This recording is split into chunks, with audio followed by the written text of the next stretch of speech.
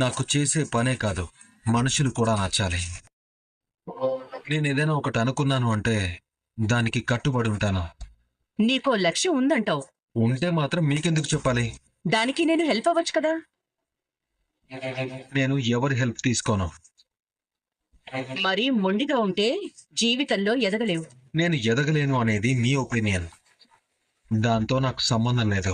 నువ్వు నమ్మిన వాళ్లే నిన్ను మోసం చేస్తే మోసాన్ని నేను తీసుకుంటేనే కదా నేను మోసపోయాను అనుకోవడానికి.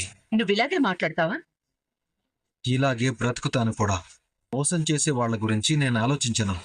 నన్ను నమ్మిన వాళ్ళని మాత్రం నేను మోసం చేయను. మీరు బంగారం ఉంగరమే కాదు, వజ్రాల ఉంగరం పడేసినా సరే ఈ ఉంగరం మీ దగ్గరే ఉంచండి. నీ విలువ బంగారం లాంటిదంటావు. విలువ నిలకడలేని బంగారంతో నా క్యారెక్టర్ని పోల్చుకుని నన్ను నేను తక్కువ చేసుకోలేను. అందుకేనా ఈ దరిద్రుడు నన్ను బంగారం అని పిలుస్తాడు? విలువ అనే త్రాసులో ఇదెప్పుడు ఊగిసలాడుతూ ఉంటుంది, ఒకసారి కిందికి ఒకసారి పైకి. కానీ ఈ సూరజ్ ఎప్పుడూ సమాంతరంగానే ఉంటాడు. శభాష్, బంగారంతో పోల్చి నీ విలువని పెంచుకున్నావు. వెనకే ఉన్నారేంటి బాబాయ్? ముందుకు రావాల్సింది కదా. ముందే ముందుకొస్తే బేరసారాలు సవ్యంగా సాగవు కదమ్మా.